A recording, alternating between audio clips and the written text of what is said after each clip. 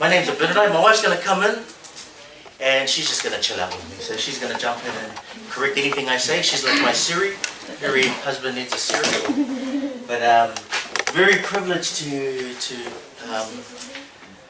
present this workshop. So I didn't put it in there, but this topic has been inspired by a program called Launching Leaders. And I love the program. In fact, I purchased the book to get it signed by the... Oh, that's a good idea. Yes. Are they selling it here? I'm not sure. I didn't think so. Yeah, sorry guys. You can buy my book for $1,000. Nah, just kidding. But it's just... How many of you got? Yeah. It's an amazing program. So it's inspired by that.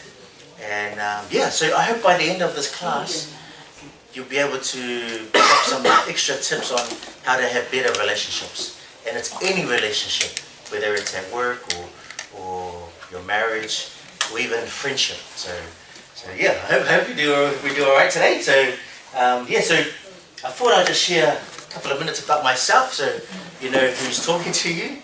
My name's I'm Abinadi, and I'm born and raised in the church. Grew up, born and raised in Mangere or Mangere, that's how I remember of it, until I learned that it was actually Mangere. And you see the pictures, this is my primary side, where all I enjoyed doing was, when I was bored, I'd go to the toilets and wet the toilet paper and throw it up in the ceiling and hope that it was still there the following week. I was one of them. In fact, I gave a presentation a few years ago and one of my ex-bishop was sitting in the class and he's like, we always wondered who was throwing the toilet paper. Oh, sorry, Brother Price. But yeah, so I was one of those kids, really into, you know, like ants, my pants, you name it. And then my youth is on the other side, just kind of like there's a picture of a boy that looks interested, but he's really sleeping. So my youth was a little bit kind of, yeah, I was a mucker around. So from there, I made the two biggest choices in my life. The first one was to serve a mission. Best choice ever. And even though I pretended like I wasn't listening all through those years, it's funny how once you feel the Spirit or once you feel the motivation of the gospel, everything that you've learnt in the years come back. And that's what I felt like. And then after that, I made the awesome choice of getting married in the temple. So this is my second wife. Nah, just kidding. Oh, you look at the picture. Nah, yeah, this is my first wife. First and only wife. Thank you very much. So yeah, that was the next best choice that I made. And yeah, I mean, the best choice just happened to be after the mission choice. You got to get those words right, eh, guys? Okay, so currently,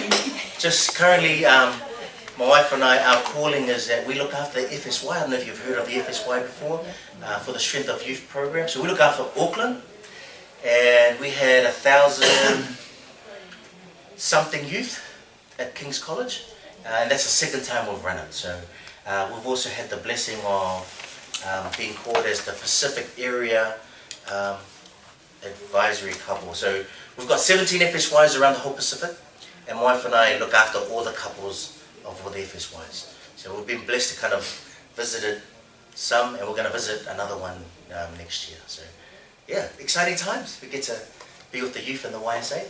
I currently work at the Missionary Training Centre, and I've been there since it opened. And so I also get the privilege to sit there and watch the temple get built in Auckland. So yeah, I don't know how many blessings we're getting. It's just too much. But then I'm currently, well, I tell you, since I came off my mission, I went through a bit of a roller coaster spiritually, in terms of like, came off mission, we got married at 22, and then my wife was called as the Relief Society president, and I was called as the Outcome president, and then at 23 I was called as the High Council, and then at 24 I was called as First Council in the Bishopric, and then 25 I was called as the Bishop for our ward, and I was Bishop for almost 10 years, so I've been released for almost 5 years now.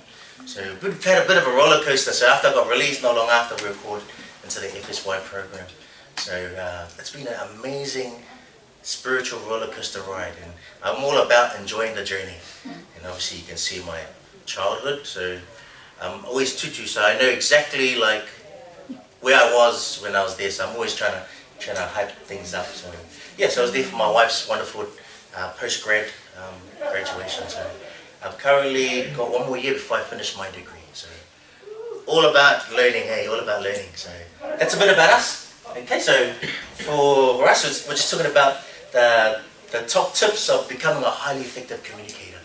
Okay, so first and foremost, when we talk about this, is knowing that the doctrine is like totally, it's like, when it comes to communication, there's just so many scriptures. There's so many scriptures about communication. There's so many scriptures about communication. So it's all there. And everybody understands that communication is so important in our lives. Some are better than others, but it's okay. It's all about learning and doing more. So my question was, who do you know has good communication skills and why? So I want to ask you guys, so who do you know? Is it yourself? Or is it someone you know? Is this You. really? I was about to say you. So you want to say talkative skills? Nah, that's good. So it's just trying to think of who has good communication skills. For us, who we are today is sometimes based on all the experiences and things we learned from our past. And sometimes when you see someone with great communication skills, you're like, man, I want to try and be a good communicator like that. And then you grab something else from someone else. Oh, I like the way that he communicates too. So you're picking up different things. So that's kind of cool. So it's always trying to learn from each other. So that's cool. So we've got general authorities that are amazing communicators, or even some of our leaders in our ward or state. So that's great. So does these look familiar to you? So I'm all about old school. So when I was in the youth, we had a lot of Mormon ads. And it's funny because if you Google it, there's even like better Mormon ads now. And I'm wondering, like, why isn't our youth into this? Like, I've never seen a youth talk about Mormon ads or have pictures of it. But that was something that we really enjoyed. So it probably tells you my age, but I'm a 90s kid, or my wife and I are 90s kids, and I really enjoyed Mormon ads. And these were the specific things that was about communication. And it's funny enough, we all kind of fall short of these, but it's not about, like, I call it the natural man. So we're not perfect, but we always strive to be better. In terms of, that's me, I'm smart mouth, talking trash, and the gossip thing, it's there, but we always do our best to be better. We always try to do our best to be better. This was my favorite one. Cutting remarks. That was my favorite picture. And I only heard it recently, like in the last couple of years, that one of the young people said, man, my friend said this to me, man, but I was cut, I was cut. I was like, what's that term? All I remembered was this this picture. And he's just saying he was getting, man, I was cut deep. In other words, they said something that offended him, and offended him so much that he said he was cut deep from it. So I thought this was kind of cool to show what communication does. So the next picture is something I put up, all the different pictures of what communication can do. Just based on some of the pictures there, what are some of the things you see can be affected by communication? Families, you can see the nice ones where a father's talking to his son, families talking on the table together, and then you've got, I've got that nice one there, proposals, communicating proposals, a mother trying to comfort their son at a time of need. Then you've got the big ones like maybe war, just based on words, you can either avoid a war or start a war. One of the sad ones that's really common now is I put it in words, and it's divorce. Like communication between a couple. Just funny enough, words can cause a divorce. I always say, like, men is kind of like men has this tendency that when you're in an argument, the blood pressure goes up, so the words and the vocabulary goes down. So those little words end up becoming nasty words. And it's, that's why, I don't know if you noticed, but men like to take a time out or take a walk, and what are you doing? But they're just trying to get that blood level back down so that they don't use those bad words, But I don't know, everyone's different, but everyone uses their communication differently based on the situation and circumstance. Okay? So Oh, that one in the corner is a big one. A lot of members love that one. The road rage. So, I don't know how many times you see this amazing teacher do something and then you see them down the road and they're like, hey, beep, beep, beep, beep. You know, everyone's going harder. Back in the days, well, there was a time where I remember road rage was only from those that were really strong people, like big tattoo people. They were like, beep, get off the road. Now, you can hear the same abuse and you turn around and it's a really little person behind the wheel, you know? Like, wow, everybody's so strong behind the wheel, you know? My wife is a wonderful road rager and she's not even the driver, you know? So I'm always telling my wife, honey, please, do you want me to get a hiding? You know, she's like, what do you mean? Well, we're going to stop, they might stop, we're going to get angry. I'm going to get a hiding from the driver because you're the one that's angry about the... So it's all fun again, but yeah. Communication does a lot, you know. Communication does a lot. Sorry if I'm talking too fast. So what we did was I wanted to do like a few examples of effective communication. So the first one was in leadership. So like I said, when I was a bishop, obviously I wasn't the perfect bishop in the beginning, but things got better. And this is a perfect example of leadership when it comes to, hey brother, when it comes to effective communication and leadership. So, who's been in a ward council before? Over the years, yeah.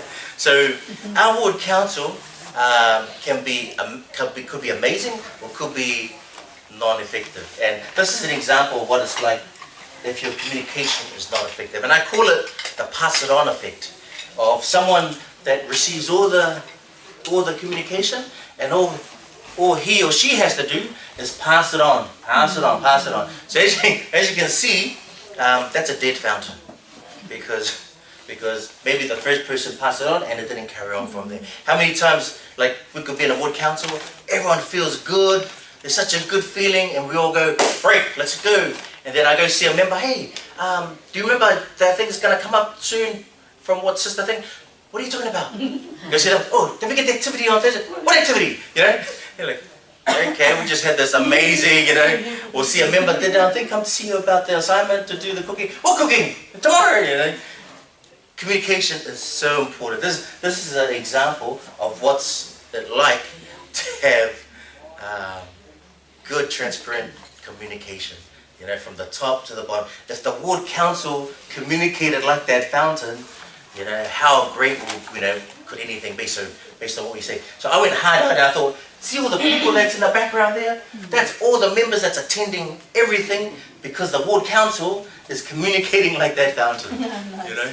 So it's got to be really... So what we did in the ward council was we started doing communication not only in the meeting but after the meeting. So we got emailing each other, we're texting each other, calling each other, just checking up on each other. So when it came to next ward council, we've already accomplished a lot of the things. We felt like we were communicating all the time, so we felt like a family. So it's such a good bond between the ward council because it always starts from the top. And if everyone's happy, then it trickles down. Okay?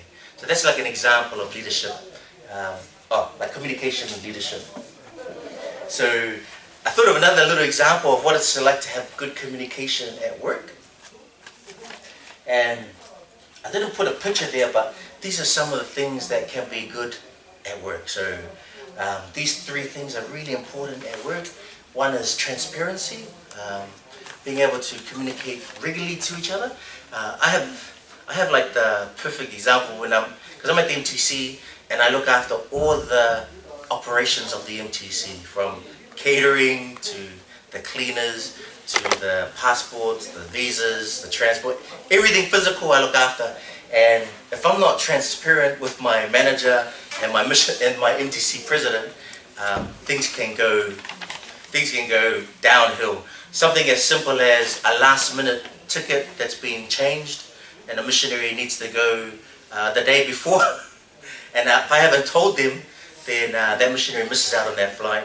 Money is being taken from the church, and it just trickles down. So real detailed transparency is so important. Right up to even when I was coming today, MTC presidents ring me up about how to get the projector working. So I've got to like try and talk to him through it, tell him that I'll be in to see him later on. But that constant communication is really good when you're at work. Just being able to keep each other informed. Honesty is always the best policy. So in the beginning of my work, what I used to do, please don't judge me. What I used to do was I would have like a few things lined up to buy for the MTC, and then I would sneak away straight after that and maybe get some lunch for my wife. Just do kind of that thing, and then sometimes I'll take a bit long. But I was just thinking, it's alright. I'm actually doing something, but now I'll go do something else. But my boss started to think, well, why is it taking so long? We have something else to do. And then things weren't going so well. The air wasn't so good after a while, over time. And I came to learn really quickly that I just need to be honest in anything that I'm doing. So straight away, honesty and transparency. I had to repent. I had to, apologize. And then anything that I do, I always tell her, and I tell her the truth. So I'm just going to pop over and get this, and then I'm going to pop over and pick up my wife, or I'm going to do this, and then I'm going to pick up my kids and drop them off home real quick. Just anything that's just honest, I'm just open. And if she doesn't like it and thinks I should do something, then at least I know, and then I could make changes. But at least I'm totally honest. So that transparency and honesty has really blessed my life, because the air is clearer. She doesn't have to think of where I am, because I told her exactly where I'm going. And if I'm running a bit late, I'll text her straight away or call her. So do you see what something simple as transparency and honesty can do in communication? So yeah, we have a great relationship with our team. And the last one that I thought was nice was always being professional with your communication. So my wife was just my wife was just talking about her work and how sometimes my wife's a school teacher, and you share it. So like you said, I'm a school teacher, and I was just telling him how so recently we've made changes within our team. So some of the teachers are moving to different year levels, and in a conversation that the principal had with one of my friends, he kind of took it into the personal level, and it started off professional because he was talking about how the change for her was going to be because they wanted her to be a better teacher, and they felt that she really fit in the team, and they wanted to help her grow, and that went really great. And then she said she was really happy until he said, and the reason we're going to do this is because we want to move here away from this person, because we think your friendship is too close and they're not telling you the things that you need to know to be a better teacher. And so she kind of went from being on this high to being felt really personally attacked. And I said to him afterwards, I think that was where he went wrong. We all talked about it, and I think it was just, that's what we've noticed about our principal. He's great at the beginning, he does this really professional thing, and then he kind of does this little personal dig at the end, and it makes it really hard to take the initial information that they've given you. And so it's taken her a week to sort of get over it, but we've tried to help her by saying, look, if we go back to what he said at the beginning, it's actually a positive thing. And so she's tried to hold on to that and try and pull away from that personal. So that's what we were talking about. We also talked about, I remember when I used to come home and say that sometimes when changes were suggested for certain curriculum things in the MTC, that sometimes certain members would get offended by it, because they thought it was a personal attack on them, when it wasn't really them, it was the program. It's something separate to themselves. So I think it's really important that when we're in, especially in the workplace, that we do our best to be as professional as we can and not try and bring our personal feelings into it. Yeah.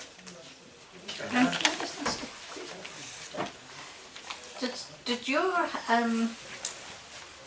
principal realise that he was being like that? You know, he could build you up 1 minute. And Yeah. I don't think he did. I wonder Yeah, what would I don't happen think if he he did. if it was sort of mentioned to him Yeah. in a nice way. Yeah. It's a conversation that a few people want to have with him. Yes. Because like I said, it's not she's not the first teacher that it's kind of happened to. Oh, then, yeah. So yeah, we've had just even little things like so because this is my first year teaching, even little things like we have a calendar that has everything on it, and a teacher was leaving and no one knew was leaving, and it was put onto the calendar.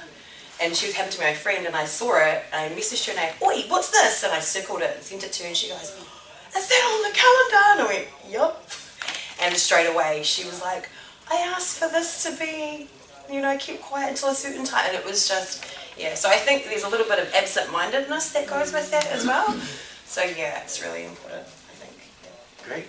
I think, like getting into professional arena is quite difficult, like you have when you feel like you're not being heard and there's that hierarchy, you know, because I work at a school too, and you know, it's the leadership team who seem to put themselves above and beyond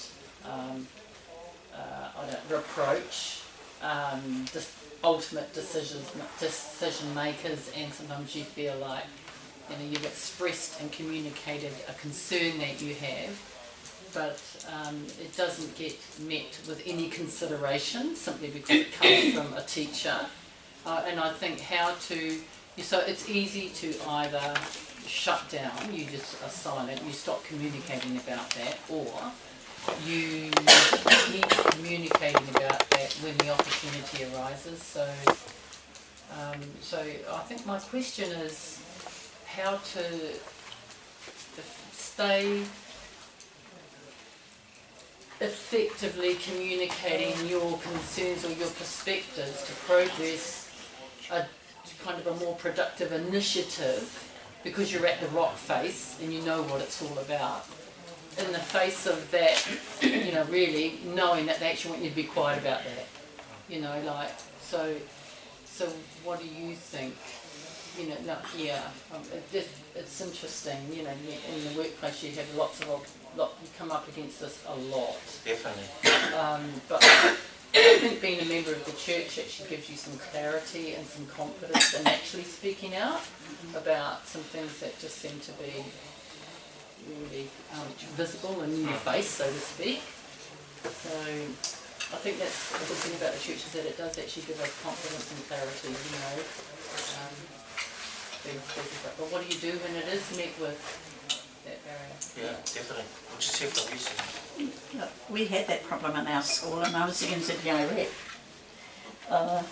And teachers would come to me and, oh, this happened, and so, and I'll call her Mary. And Mary said this, and Mary did this, and Mary is so, and Mary, and I sort of got sick of these people. Not sick of it, but it was. So what I did was keep the record. Oh, really? And I had a dossier over 2 years from all the teachers, signed, this is what happened, and we presented it to Mary, and she was just shocked out of her wits. She said, am I like that? We said, yeah.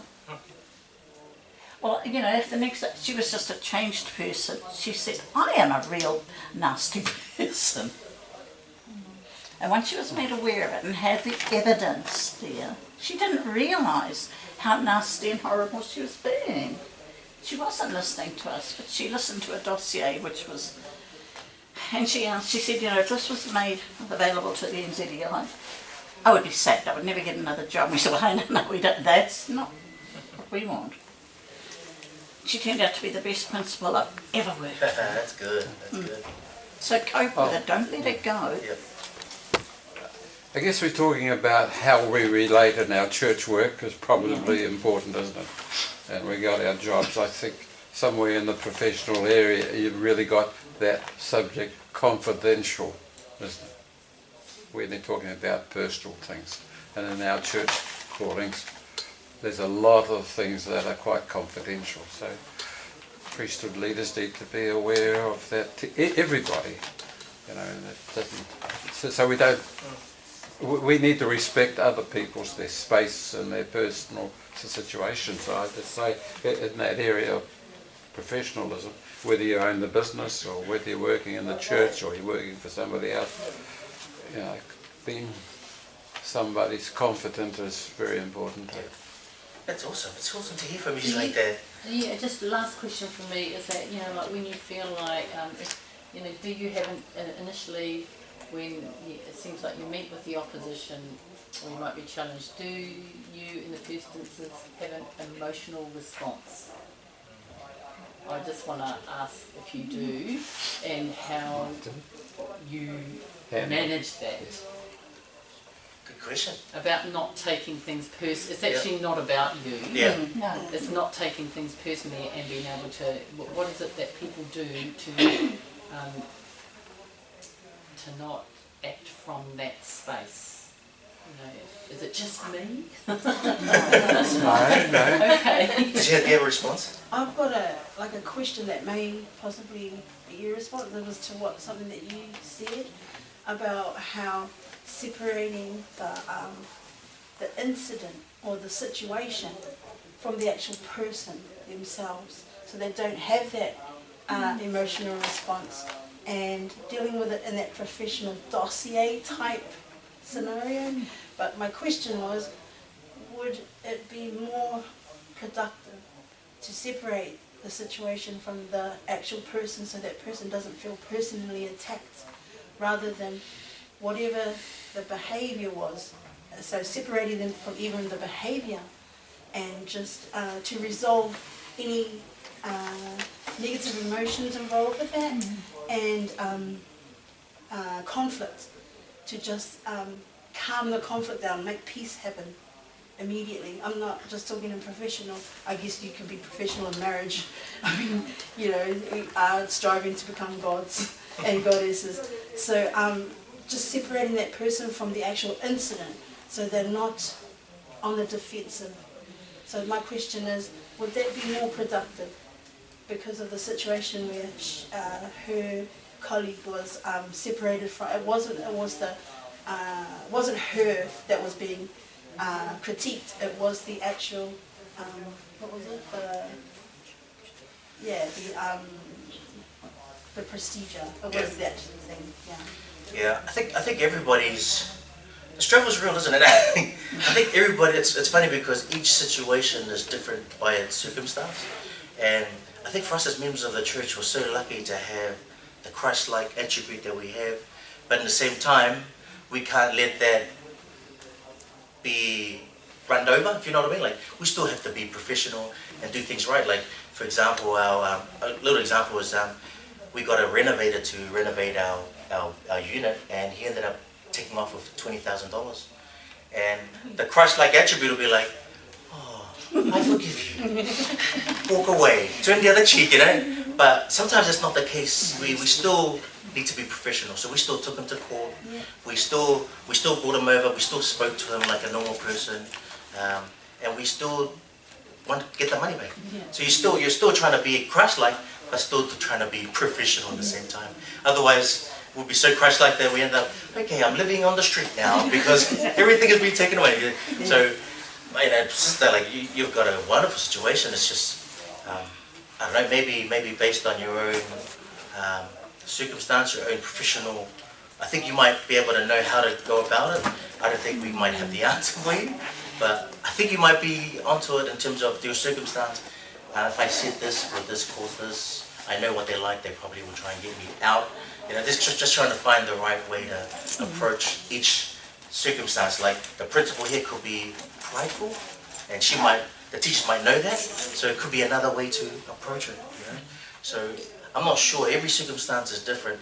When I approached my manager, I did it because I knew my manager well enough to say things that are nice, and then slowly bring into I really didn't really like the way that, you know, you said this to all the teachers, or something like that, you know. And in the way we've already connected, and hopefully, you know, conflicts is resolved. We may not have all the answers, but we just do our best. We just continue to carry on with our Christ-like attributes, but at the same time, follow these steps. I remember there was I gave a talk in our state conference quite a few years back, and we were talking about making sure that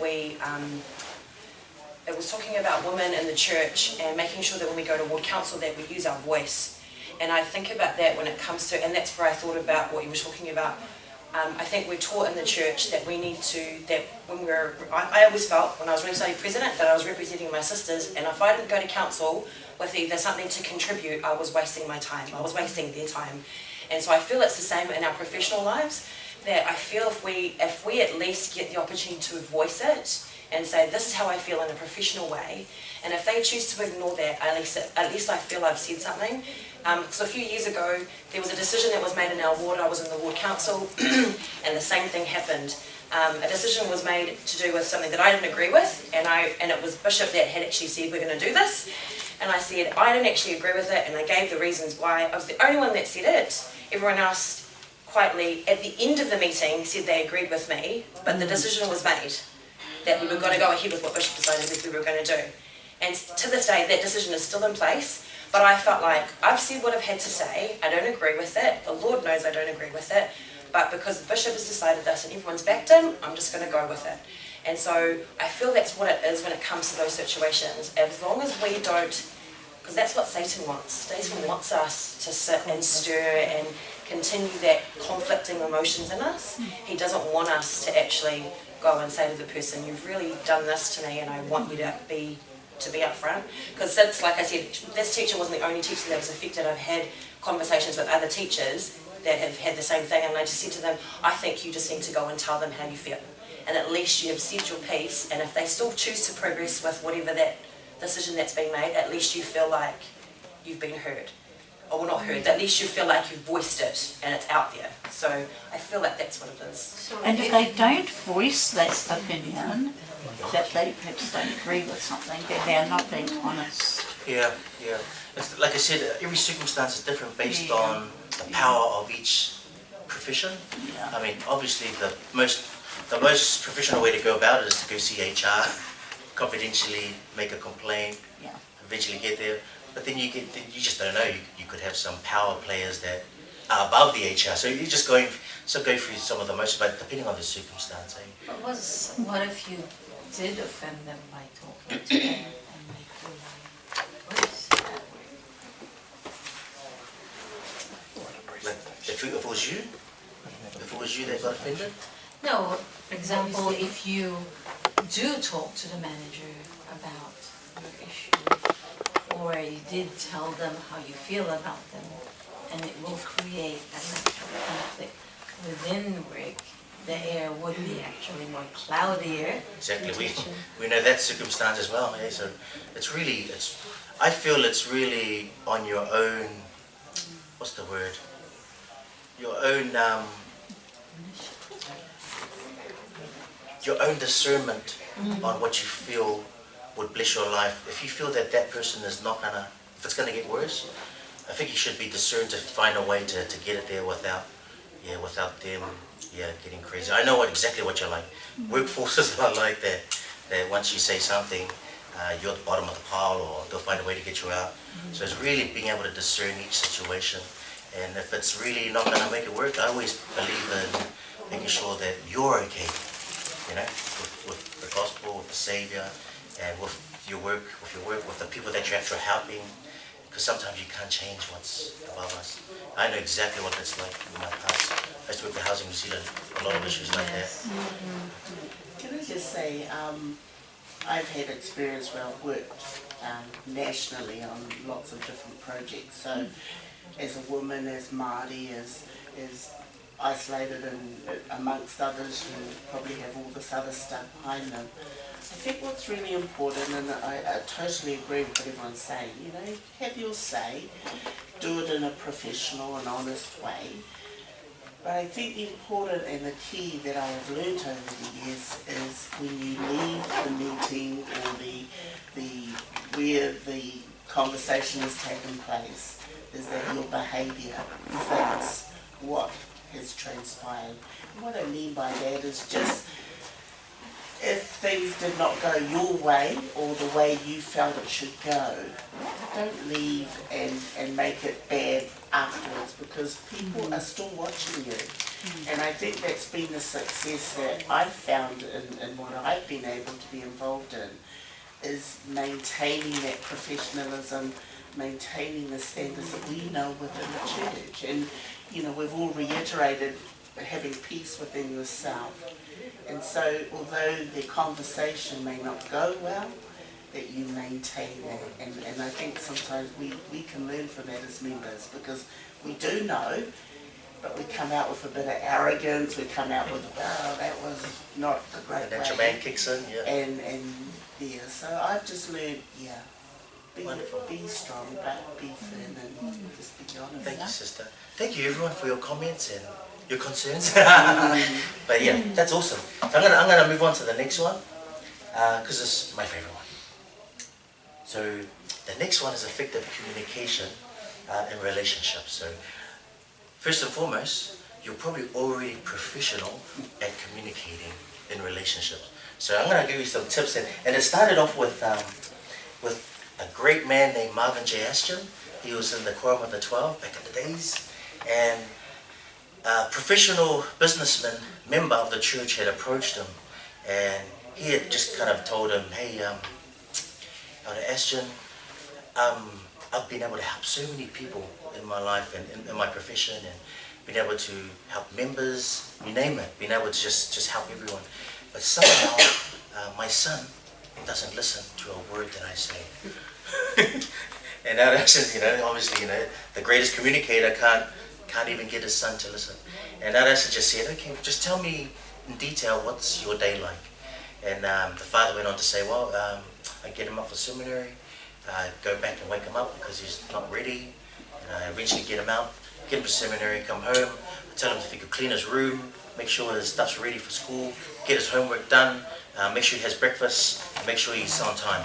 And then after school, he comes back from work, notices that the son's done nothing, so he starts to clean his room and do his homework. And then dinner time, he gets him to try to get to dinner. He's got to ask him 2 or 3 times to get to dinner. And then after dinner, at night time, come for prayers. He's got to ask him a couple of times to come to prayers. And then by the evening, he's just saying, make sure that everything's ready, your homework, everything's ready for school and ready for seminary the next day. And that Ashton just kind of smiled and just looked at him and said, well, I want you to think about today and times that by 7 days, or 7 days a week, and then times that by 365 days a year. And that is why your son doesn't listen, because you've been dictating, you've been growling, you've been telling him what to do all the time. And so that was a big eye-opener. So from that experience, there's a professor that's come up with some tips of how to be a good communicator in all relationships. And so here are the tips. So you guys ready for the tips? You probably think, oh, I'm already doing that tip. That's good. So this person here, Dr. Brindley, he's written almost 10 books, about 9 or 10 books on marriage, relationships, husband and wives, children, and he's awesome. He's awesome. So he's a BYU professor.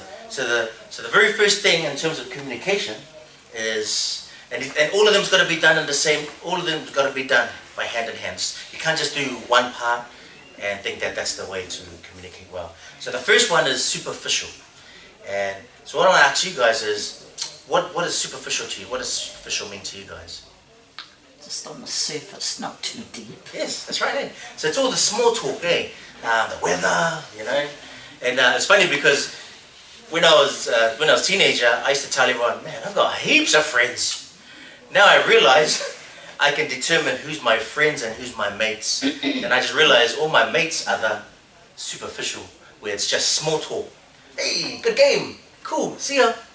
All the little stuff. So superficial is all the small stuff.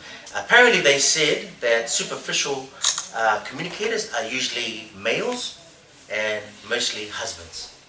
And they say that because husbands like to tiptoe, or like to, they don't really want to talk much. It's more small talk, little talk. So that leads to the second one. I want to talk about more than that soon. But it leads to the second one, which is personal. Okay? So personal is, what's personal to you guys? The things which actually matter to you. Yeah, definitely. Hey. It's like it feels like superficial are things on the outside, and then personal is going in the inside, going inside the heart, your goals, your passions, things that you love in life, anything, the thoughts, your dreams. It's all that's personal. So superficial and personal go hand in hand, and that's how I was able to determine who were my mates and who were my friends. My mates were all the superficial talkers, and my friends were the ones that we spoke personally about. We were able to talk heart to heart, So that's personal. And what they're saying about husbands and wives is wives are communicators in terms of personal, and husbands are communicators superficial. Because sometimes husbands don't want to talk about the weightier matters. they like to tiptoe around them. You know? You can see the wives like, gee, honey, it smells nice. Did you cook something? just trying to find ways to not really get into the personal. And it's funny because I got to learn that quickly. I didn't get to learn that. I did get to learn, but you didn't get taught that when you get married.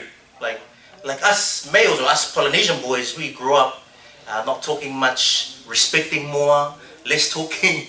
So when I got into the marriage, I had no idea that I had to like open my heart. So I've always like, so my wife was coming to argue with me. I'm like, I want to walk away and just take some time out, let the blood level come down, and then come back and talk superficial again, but not angry. You felt vulnerable. You just feel vulnerable. So my wife started saying these words that I'll never forget, and she always say, use your words, use your words. And I was like, these are my words. Am I like your little kid? So it's kind of cool because I got to learn fast to start using my words, to start communicating.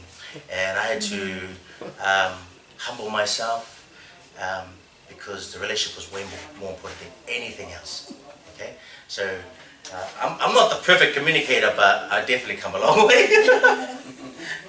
Okay, so that leads us to the last one, and the last one is validation. Okay? So all three go hand in hand. So what do you think validation means to you guys? It's an acknowledgement. Yes, definitely. Sometimes you say it's acknowledgement, and then deeper, it's acknowledgement that you're there for them and you're listening, you know, that you're not just there and one ear, you know, and at the other, you know. Present. You're present, you know. Validation also means It also means acceptance. accepting everything positive, being a positive person, you know. Validation is also complimenting each other, you know. So this is a bad example, but it worked really well. So in the beginning of our marriage, I didn't know that my wife didn't cook. Okay, if I knew that, I may have looked somewhere else. I didn't know my wife didn't cook. Okay, and obviously she knew I didn't cook. But there was a time where she finally decided to cook, and I'm pretty sure she tried to make a lasagna. I can't remember.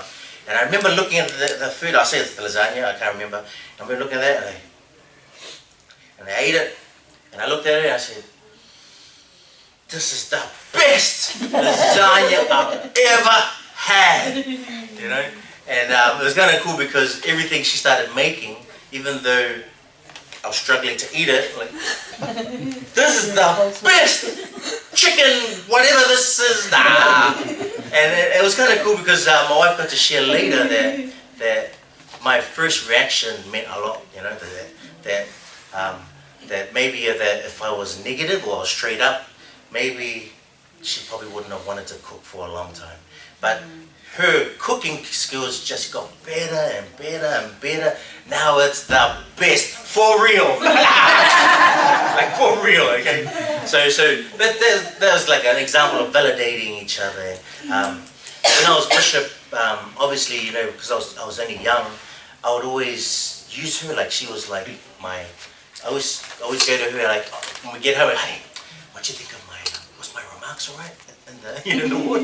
So I'm always just bouncing on her. She'd be like, "It was okay, a little bit long, but you know." So I was always just bouncing off her of certain things of my calling in terms of speaking or giving remarks. When do you say, like for example, you say, "Oh, this is the best," but even though it isn't, when is it actually okay to start? Because sometimes people tell you the truth, even though it's not very nice. Yes, good question. And it could be very demotivating as what you Exactly, because imagine giving that same designs to everybody else, eh? And I was the only one that said it was the best. Nah, I know what you mean. I know what you mean. So we're gonna get there. So just with validation. Validation is really important. I'm a high school teacher and I haven't learnt validation growing up. I was kind of brought up in a home. I wasn't brought up by parents, so if you fell over and hurt yourself, there was nobody coming and being in that moment with you. And so, you know, like I noticed that even as a parent, and you know, and especially as a primary school teacher, you know, some kids would fall over and, you know, it just seemed like they make a really big deal of it. It seems like it's really minor, you know, and I learned that the easiest way to help a child through any kind of trauma or anything that hurt to them, even though for me it wasn't that much of a big deal, was to actually be there, be present, and just to say, oh, that must have really hurt. You know, what can I get for you? You know, what do you need from me? And that kind of validation just made things a whole lot better for them really quickly. They were able to recover. They didn't spend so much time down because of what happened. It actually did something. Validation is very, very important, especially if you're needing it and somebody says, you know, and sometimes you can't always say how people feel, but you can still be present with them in that, or, you know, even with youth, that must be really hard, you know, sometimes just saying that must be really hard for you, you know, is there anything that I could do, what do you need right now, you know, how can I help, you know, those kind of statements really, you know, rather than trying to shuffle somebody through it before they're actually ready. I think validation is very, and I've learned that. I'm grateful that I've learned that. And I've learned it as an adult. Yeah. So good. And by the experience of this professor, he's saying that's part of the power of communication, being able to include that in your life. So everything now, I'm always thinking about these things. I'm always trying to validate people. Anything. If a person came, they look nice. You look so nice today. You know, they just feel better. You know, just complimenting each other. My wife knows that in the morning when she gets changed, I'm like, damn. so every day I'm always just validating my wife for how beautiful she is. Okay. And then anything. It could be a speaker, and you just. Being honest, you just picked up on the great things that they've spoken. After that, you can bring it down. Oh, I enjoyed your talk, especially that part that you enjoyed. You're not lying, you're validating them. And sometimes that little comment that you made their whole day, you know, because they would have felt nervous going up to speak like we all do, and they would have felt not sure coming down the aisle, coming down the pulpit, you know. But once someone comes and says, "Hey, I really enjoyed your talk. I really enjoyed the part you said about that," you know. All these little things, validation is awesome. And I think about these things, and I think about if we did these things, maybe we could help those with mental health issues, those that have all those issues, being able to talk, you know, our young people that are going through those issues, being able to talk to them superficially, personally, validating them. We might be able to learn more about what's going on with them. Because sometimes when you validate, it could be a superficial validation. That's why it's, you know, because sometimes you say, oh, that's great talk, but sometimes you don't really mean it, but you just say it's superficial. So that's why I was saying. That's why I'm saying you pick the good things about that talk, and you honestly tell them what you liked about that talk. So you're not saying that was the best talk ever. You know, you're picking what you really enjoyed about that talk. You know, and that's what you do. That's how you can help them. Or just acknowledge and saying thank you. Thank you for your talk. Thank you for the time you made. I know it tasted great, but thank you for the effort you made. Yeah, I think that goes back to what your question was before when you were saying how telling somebody something that they need to improve on and how you can kind of do that. Like he actually got very good at his validation to the point where he's very specific with me as to what it was in the meal that he liked, and I didn't know that's what he was doing. So it kind of didn't put him in he wasn't lying to me, he was actually giving me the part that he enjoyed. And so I suppose that's what we have to do, because I think if we start being critical, we will just, sometimes there are some things that are just worth letting go and not worrying about it, especially if it doesn't affect us. Like, who cares? But if there's something that we think that really will help this person, then that's the time that it'd be better for us to do that. There's a sister in our ward, one Sunday I did go up to her and say to her that she gave a great talk, and it wasn't because I didn't want to, I just didn't see her. She goes, hey, you didn't say anything to me, and I went, she goes, and I know you only go up to people and say they gave a good talk when they've given a good talk. And I was like, do I? Do I do that? And she goes, yes, I've noticed it. And I was like, I remember your talk and I started telling her all the stuff. She's like, so you were listening and it was great. And I was like, yeah, it was actually great. And then I went, gosh, I do really. So I didn't realise, even I didn't realise that that's what I did. There were some people that they'd come down from the pulpit and they'd walk right past me and wouldn't say anything. So I have to go back to your idea and just go, thank you for your effort. So just over the years, right up to now, my wife and I have been able to validate each other on everything we do. Especially like now, because we do FSY, we're teaching the kids, we just go back, okay, how did that go, was that alright? And we've almost become blind spots for each other. And that's something that might be, kind of help answer your question is, she's my blind spot, which is like a car, areas that you can't see. And because I know she has my best interest at heart, she would tell me exactly what I need to improve on. And that's sometimes, like when you have close friends, I've got some close friends that when I go, hey, they've done something, I go, hey, blind spot. That's our little code. He knows that what I'm going to say, don't take it to offense. And I end up telling him, hey, okay, that was cool that you did this, but that little thing that you did like that, and then he'll take it easy. Or like, you know, that's our relationship that we have. So sometimes looking at people that you really love or that you're close with, and have them as your blind spots, because that's sometimes the best way we could improve. I had a friend that was with me yesterday. He was my blind spot yesterday. As soon as he said that, oh, hey bro, maybe this thing, like, because I was ready for it. I mean, it's okay, but for someone else that you don't know well to come in and tell you, you know, we could get offended. But having some blind spots also can be really good to have in terms of improving. The last one about this one, I put it on its sorry. So this is what I thought it was. So superficial is at the door. Personal is walking in the door, inside the house. And validation is like making that place beautiful. I don't know, that's what I just made that one up. I just put that in yesterday. This is the last part. This is the fourth one. And it's the art of listening. And I've replaced listening and I put in brackets the art of understanding. And Steve Covey always gives great advice, and he just said, most people do not listen with the intent to understand, they listen with the intent to reply. How many times do we do that, you know? Can you really understand what somebody is sharing if you've never had that experience? Good question, good question. I think as a missionary, you do meet a lot of people who have experiences that you've never had in your life. You're a young person who hasn't had that, and as you do listen to someone, especially as they explain their feelings around a subject, you can kind of empathize with that. We won't be able to completely understand it as if we were living it, but we can understand how it hurt them or how they reacted to it in this way because of this reason, and use that understanding to be able to form a reply which would help them to grow from that experience. I find, my sister finds that we often experience something and then help somebody because we had a little bit of a taste of what they're going through. So now when we go through things, we go, who needs help? Nice. I did a lot when I was bishop, because obviously a lot I wouldn't have been able to experience, but you just try hard to learn from other people's experiences and share, but also being sensitive, being nice, and yeah. So that's a great answer to your question. We did a lot on our mission, being able to sympathise as best we can with them. But yeah, but that definitely plays a big part. When another argument my wife and I did in the beginning of our marriage, everything was the beginning of our marriage. We learned everything in the marriage. My wife would we'd get into an argument, and I would be really angry, but I already knew that she was right.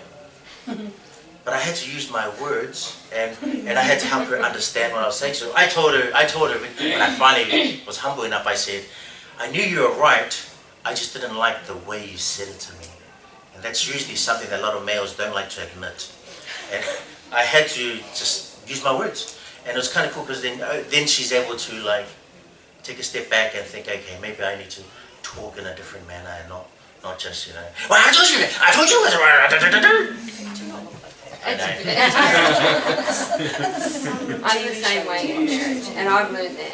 I mean, I've been married for 13 years, and I did not know what communication was when I got married.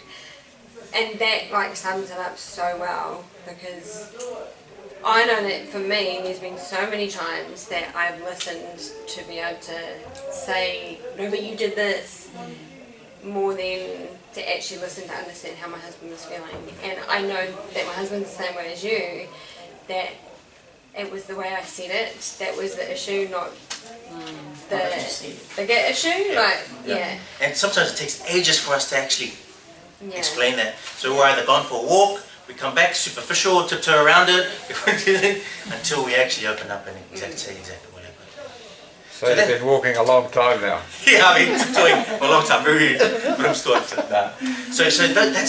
the power of communication and relationship. I love it, and you're probably already doing it, but just now you recognize that that's actually a powerful tool given by a professor. So. My father-in-law said, "A man convinced against his will is of the same opinion still." Very nice. Very nice. We write that down. So who remembers the four? What's the first one? Superficial, personal, validation, and honesty. Okay. Sorry about the time, but man, I've got like my favorite part to share, but I think our time's almost up.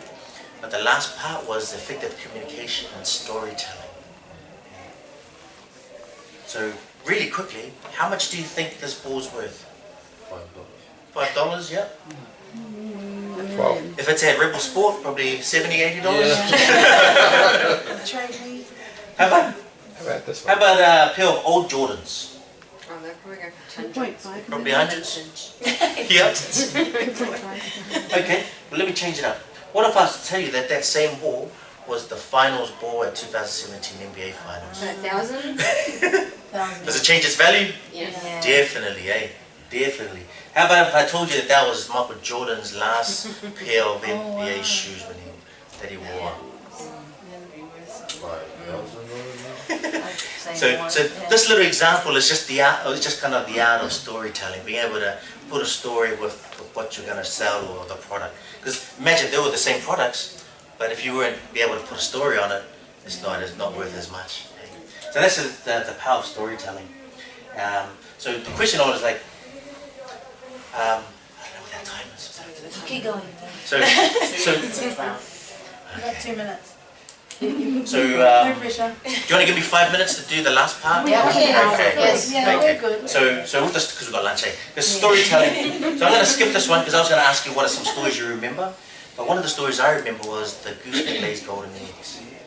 And that was because, really quickly, as long as the farmer took care of the goose always laid a golden egg every day. But when the farmer got greedy, he cut open the goose because he wanted all the golden eggs to himself. What was in the goose? Nothing. He got rid of the golden goose. And I always remember the story because it teaches me about things like, and I learned from Stephen Covey, his book, where if you treat someone nicely, they will lay golden eggs. If you treat your ward council with respect and nice, they will lay golden eggs in the leadership. If you were to treat your health, treat your car, do the service on it, do what you can, the car will lay golden eggs. But if you decide to not do any service to the car, do nothing, you end up getting in trouble. So that's the principle that I've learned from this. As long as you look after something, it will lay golden eggs for you. And I find it more with people. Just being nice to everyone, So that's the power of stories. So these are the tips from launching leaders about stories. It talks about keep it simple, avoid cliches, likable character, drama, emotion, energize, power, blah blah blah. Sorry. I'm going to send this to you. I'm going to send this to all of you, okay? So I wanted to give you an example of a story, or an example of how to give a story, okay? Not that I'm the expert of stories, but this is an example. So I call it the tiger analogy. And I do this that's why I do it for the youth, based on chastity. And I always find ways to help our youth with the issues they have and give it another format. They don't want to hear sex. They don't want to hear. When they hear it in a different format, they're like, I get it. So the tiger analogy is this: the tiger are the males, and they're going on a date with the females, and the females are the females. Okay, I'm not going to put an animal to the female. Okay, show some respect to the female. So when a male or the tiger, I'm going to call them the tiger. The reason why it's the tiger is because they're fierce, they're cute, they're cuddly, but they're also fierce and deadly, right? Exactly. So the males are tigers. And the reason why I have males as tigers, because sexually, they are tigers. Testosterone, hormones, you name it. Okay? Now this is the thing. When they go on a date with a sister or a young woman, they are always safe because they are in the cage. They're safe. The natural tiger's in the cage. So they go on a date, and the tiger has had a wonderful date with the sister. The next date, perfect. It's great. The next date, it's been 3 weeks, great. By then, the tiger's like this. Really cute and cuddly, you know? By then, you name it, they're having a wonderful time. It's been 3 months, and they've had wonderful relationship. No issues at all about this tiger. Because the tiger is still in the cage. Okay? So what usually happens is the sister, after so long, thinks, oh, this tiger's so good. You know, you guys said about these tigers, they're not like that. They're awesome. I've been with them for months. You know? So they end up getting a bit more closer. The trust is getting there. They're gaining trust with their tiger. They're starting to feed them when they go out to eat, you know? Whoop, they do, okay? They're having this amazing time. Gets to the point where the sister's like, we're like this. I'm not gonna take whatever one people said about the tigers. I trust this tiger. We've been together for a long time. He's done nothing. So what I'm gonna do, I've got the key. What do you usually do with the key? I'm gonna open the cage because he's so trusting. He's so awesome. So she goes to he goes to open the door of the cage. Does that look like a cute face to you? Does that look like a cute face? Yes, he looks a bit hungry, doesn't he? So they get together, he's just creeping up on her, and things are good. Things are very good until pounces! Tiger has attacked. Okay, fast forward, I'm sitting down as a bishop, and a young woman, a young man comes and sits down and goes, Bishop, heads down, the sister's talking because the boyfriend is a superficial talker. Bishop, we've had sex. We're doing so well. But it's all his fault. Because he's a tiger. He's a tiger. Hey. Let me tell you this. It is not just his fault. He was not just the fault. This is something so important to the sisters. Our young women, our YSA young women. They have the key. She's going on saying he's the tiger because he held my hand. He put his arm around me. He started to kiss me in the cheek. He kissed me in the neck. Kissed me in the ear. Kissed me on the nose. Kissed me Okay. That's why she was saying he's the tiger. I want to give you an example. Like I always give examples to the youth because sometimes they still don't get it. This is what happens. If my wife's hand's there and we're dating and I go like this, and if she does nothing, what has she done? Accepted your contract. Which means that she's used her key to open the door. Because for the tiger, I'm like, for a while the tiger's like, oh yes. The next step is this. If she lets me hold on to her shoulder, what has she done? She's opened the cage again. This is what happens on the opposite end. This is what should happen. This is after months. Remember the story? After months.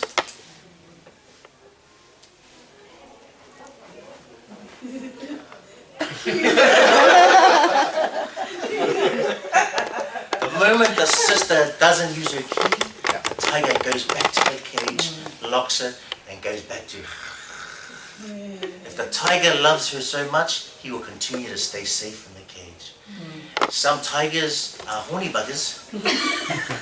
They end up. Hungry. Hungry. Sorry.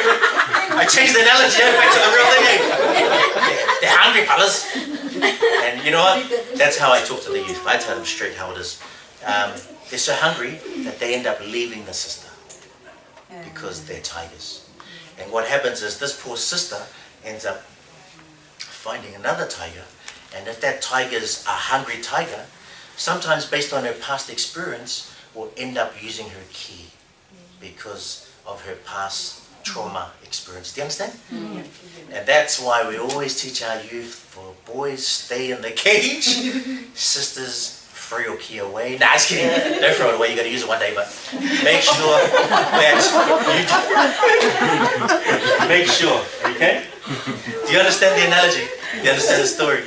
And that's the tiger analogy. That's the tiger analogy. So looking back at the tips of launching leaders, it's like keeping it simple, no cliches, having a recognizable character, emotional connection, energize, educate, empower, practice. These are my extra tips for presenting. Don't stress on perfection, but look for a connection.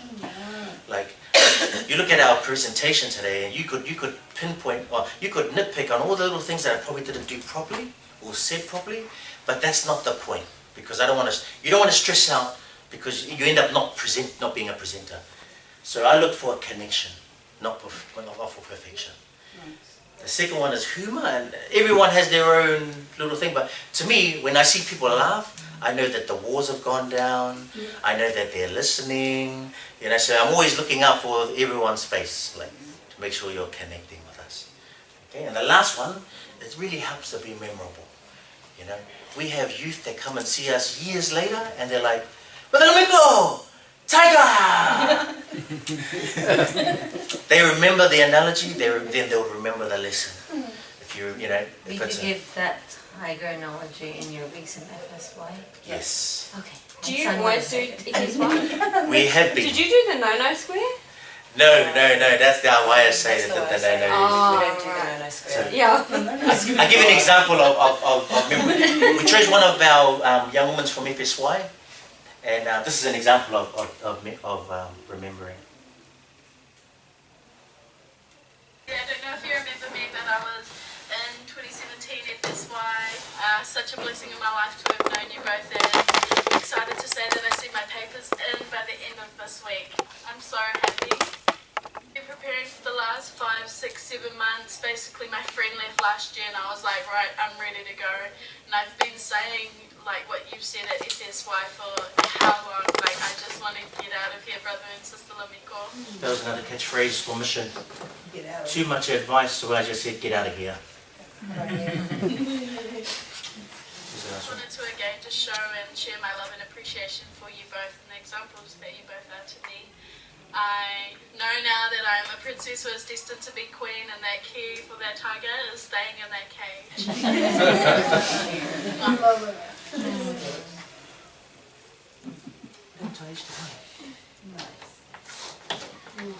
So yeah, this is 2017. So it's good to have when you do workshops, make sure it's kind of memorable. So I know you guys will now always remember the tiger, and I hope you remember the steps of the power of communication. Sorry, but I wanted to finish with the fact that that the ultimate example for us is the Savior, and He was the greatest at storytelling through His parables. And if that was such an effect on the world, then it might help for us in terms of how we can help others in our lives. Grateful for your time. Thank you for being patient, being a little bit over time. And I hope you learned something when we leave this in the name of Jesus Christ. Amen. Amen. Amen.